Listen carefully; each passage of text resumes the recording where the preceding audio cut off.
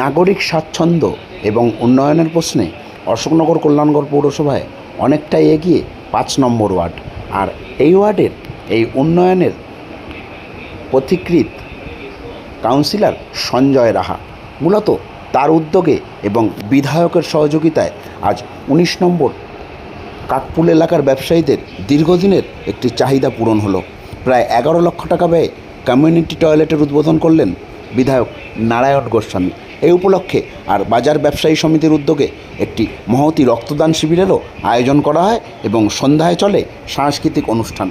এদিন বিধায়ক নারায়ণ গোস্বামী ফিতে কেটে উদ্বোধন করলেন এই কমিউনিটি টয়লেটের।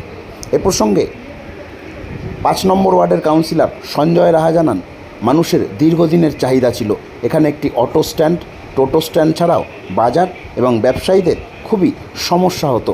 সে কারণেই এই কমিউনিটি টয়লেটের আবেদন জানিয়েছিলেন তিনি এবং বিধায়ক তার আবেদন মেনে টাকা মঞ্জুর করেন।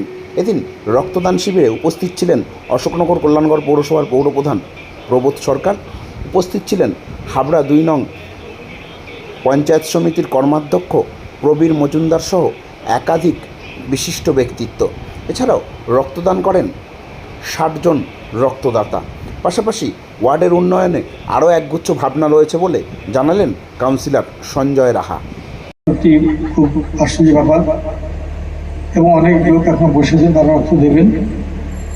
এই রক্তদান উৎসবটা আমার সত্যি বসে ব্যাপার। এই ব্যাপারে যারাই যে উদ্যোগ গ্রহণ করে না কেন তাদের উদ্যোগকে স্বাগত জানানো উচিত। এবং আমরা মনে করি একটা সময়ে রক্তের যে স্বল্পতা ছিল সেটা আমরা অনেকটা কারণে সক্ষম হয়েছি। নামি দামি কোম্পানির জুতো, বেল্ট, ওয়ালেট আর পারফিউম কিনতে পয়সা খরচা করে বাসে, ট্রেনে আর ছুটতে হবে না হাবড়া বা কলকাতায়। বাড়ির পাশে অশোকনগর কচুয়া মোড় সংলগ্ন বিজয় ফার্মেসি মোড়ে স্টেপস গ্যালাক্সিতেই মিলছে ন্যায্য দামে উন্নত মানের লেডিস এবং জেন্টস জুতো। তবে ছোটদের জুতো এখানে বিক্রি হয় না। নিজের পছন্দের উন্নত মানের জুতো কিনতে তাই আজই চলে আসুন স্টেপস গ্যালাক্সিতে।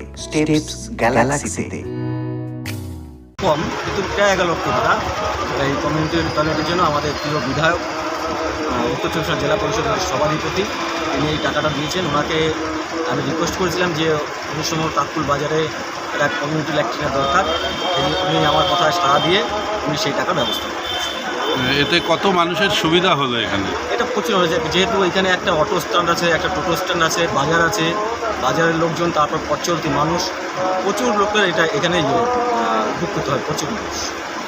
সেই হিসাবে বাজারে অনেক মহিলারাও আসে, তাদেরও একটু অসুবিধা হচ্ছে। তাদের জন্য আলাদা, পুরুষদের জন্য আলাদা, মহিলাদের জন্য আলাদা কমিউনিটি টয়লেট করা হয়েছে।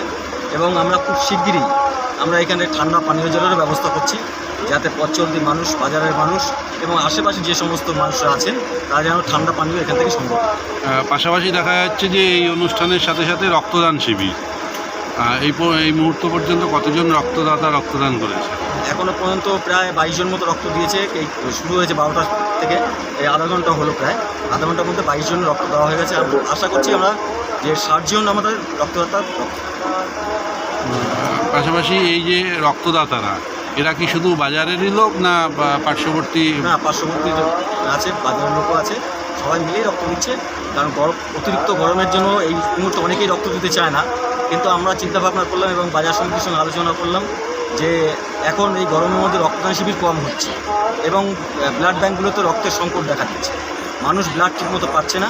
আমরা সেই জন্য বললাম যে এই দিনটা, শুধু দিনটাকে আমরা একটা রক্তদান শিবির করি, যাতে কিছুটা মানুষের উপকৃত।